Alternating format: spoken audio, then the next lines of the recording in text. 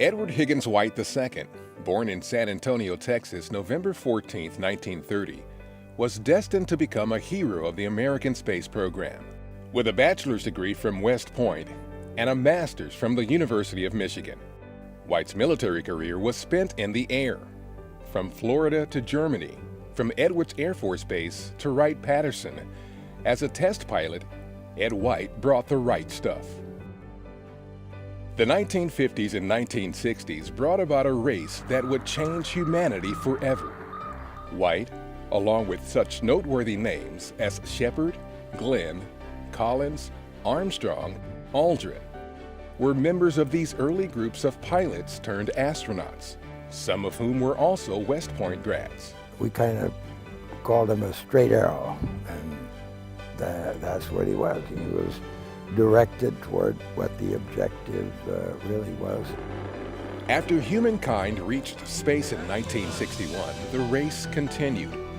What would it take to exit the craft, to step out, to survive in a small single-person spacecraft, the spacesuit, in this vacuum of space? June 3, 1965, on a launch pad in Florida, Ed White and James McDivitt suited up to find out. At 2:46 p.m. Eastern Time, Ed White stepped out of Gemini IV, becoming the first American to exit a spacecraft in orbit and walk in space, and the first human to control his own movement via pressurized air.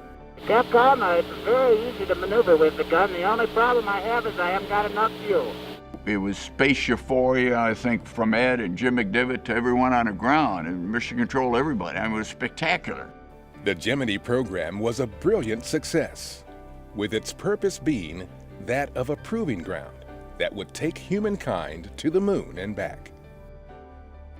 On January 27, 1967, at the now-named Kennedy Space Center, astronauts Ed White, Virgil Grissom, and Roger Chaffee climbed aboard an Apollo capsule for pre-flight testing. Tragedy struck, taking the lives of these three brave men. The nation mourned its heroes and continues to remember Edward White and the other members of the astronaut corps who have lost their lives in the service to the cause. With each successful push of the boundaries of human exploration, Ed White's memory and legacy is honored.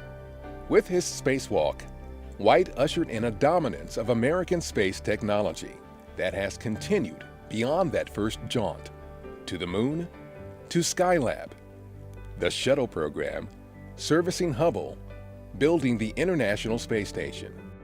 Today, station, much like the Gemini program of the 1960s, stands as part of a proving ground for the next giant leap as we journey to Mars.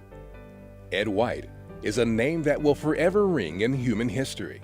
And it was Ed that said, "This is the greatest experience. It's just tremendous."